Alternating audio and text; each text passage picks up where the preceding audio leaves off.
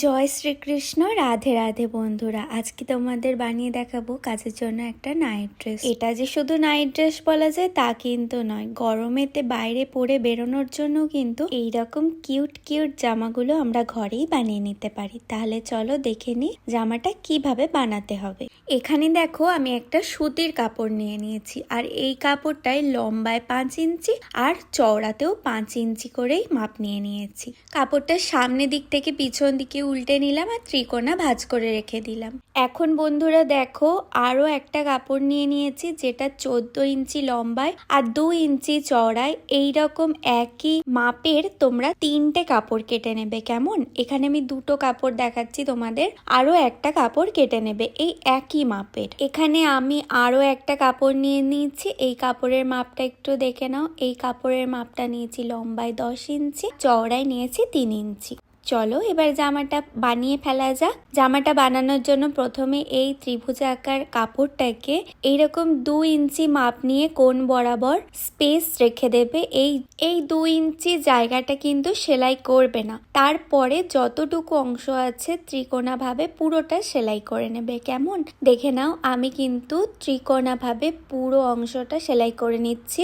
মাত্র 2 ইঞ্চি আমি কিন্তু এখানে রেখে দিয়েছি, ঠিক আছে? মানে সেলাই করিনি। এখন এই পুরো ত্রিকোণাকার জামাটা সেলাই করা হয়ে গেলে জামাটা কিন্তু ঠিক এই রকম দেখতে হবে। তো জামাটা দেখো আমার সেলাই করা হয়ে গেছে, আর এইটুকু স্পেস আমি ছেড়ে রেখে দিয়েছিলাম। তোমাদের বললাম এখান থেকে কিন্তু কাপড়টা সামনের দিকে উল্টে নিতে হবে। এই কাপড়টা কিন্তু এই কিউট জামাটার নিচের অংশ। কেমন? আর দেখে নাও কাপড়টা সেলাই করে নেয়ার পর আমি যখন উল্টে নিলাম কাপড়টা এরকম দেখতে হচ্ছে। হ্যাঁ, এই কাপড়টা ইস্ত্রি করে নিয়েও তোমাদের দেখাতে পারতাম, কিন্তু যেমন ভাবে করছি ঠিক তেমন ভাবেই তোমাদের দেখাচ্ছি। এখন দেখো 14 ইঞ্চি লম্বায় আর 2 ইঞ্চি চওড়ায় যে কাপড়টা নিয়েছিলাম, তোমাদের বললাম 3টে কাপড় ঠিক একই মাপ নিয়ে কেটে নেবে। তো এই কাপড়েরই এই দুটো পার্ট আমি জয়েন্ট করব, মানে 14 ইঞ্চি প্লাস 14 ইঞ্চি 28 ইঞ্চি কাপড় আমি কিন্তু এখানে কুঁচিতে লাগাবো। কেমন? আর এই কাপড়টা যে 2 ইঞ্চি কাপড়টা নিয়েছি চওড়ায়, এটা একসাথে আমি উল্টে নিয়ে ভাঁজ করে নিয়েছি। আর ভাঁজ করে নেওয়ার পর এইরকম ছোট্ট হাতে ছোট্ট ছোট্ট করে কুঁচি দিয়ে কিউটি জামার নিচের অংশের ঘেরটা বানাতে হবে। আর এই ঘেরটা যখন বানানো হয়ে যাবে তখন তোমাদের দেখাবো যে এই জামাটা কতটা সুন্দর লাগছে দেখতে। দেখো আমি কিন্তু 28 ইঞ্চি কাপড় এখানে কুঁচি দিয়ে দিয়ে পুরোটা বসিয়ে নিচ্ছি। এরপর আমার একটুখানি এক্সট্রা রয়ে গেছে, সেইটুকু অংশ কিন্তু আমি কেটে বাদ দিয়ে দেব। তাতে কোনো অসুবিধা নেই, কিন্তু দেখবে যাতে ছোট না হয়ে যায়। ঘেরটা যেন আমাদের প্রপারলি হয়, যত ঘের হবে এই জায়গাটায় তত সুন্দর দেখতে লাগবে।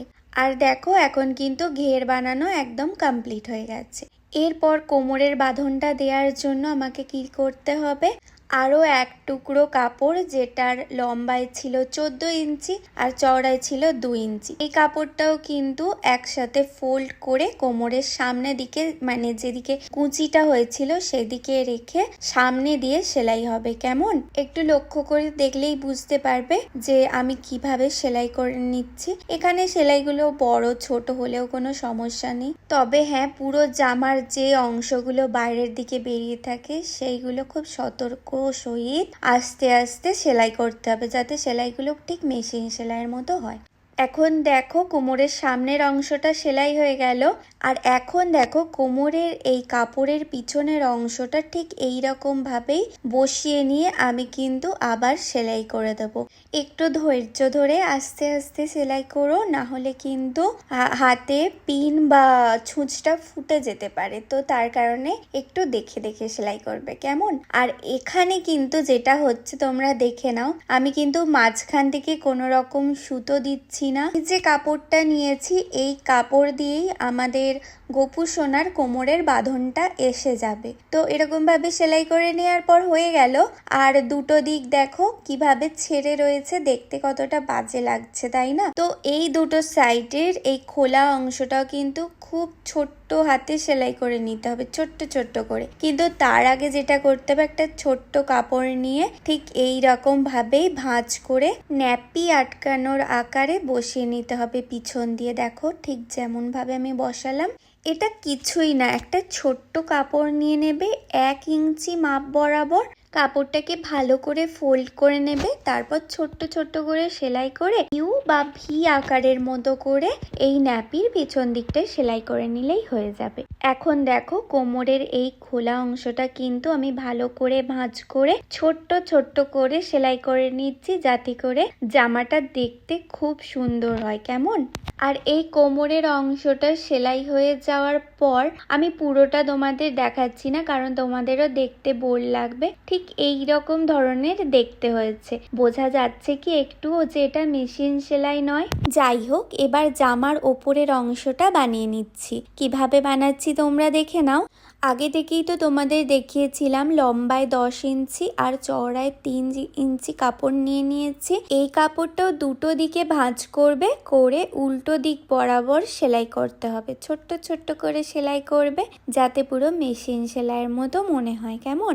এরপরে কাপড়টা পুরোটা সেলাই হয়ে গেলে কাপড়টাকে উল্টে নিতে হবে। তোমাদের তো আগেই বলেছি কাজুর সব জামা ওখানে রেখে এসেছি, কিন্তু সামার ড্রেস বা গরমের তেমন জামা বা নাইট ড্রেস কিছুই তেমনভাবে কাজুর ছিল না। আর কাজুর জন্য আমি বেশ কয়েকটা জামা কিনেছিলাম, সেগুলো কাজুর হচ্ছিলও না।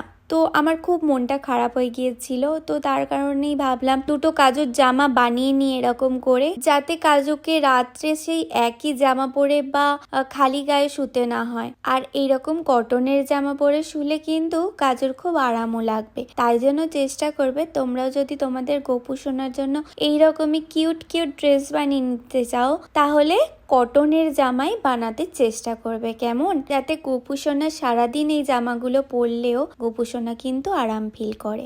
দেখো কাপড়টা কিন্তু আমার সেলাই হয়ে গেছে, আর এখন কাপড়টা উল্টে নেওয়ার পর ঠিক এই রকম দেখতে লাগছে। এখন কাপড়টাকে দুভাঁজ করে ভি আকার দিলাম, দেখতেই পাচ্ছ নিশ্চয়ই তোমরা।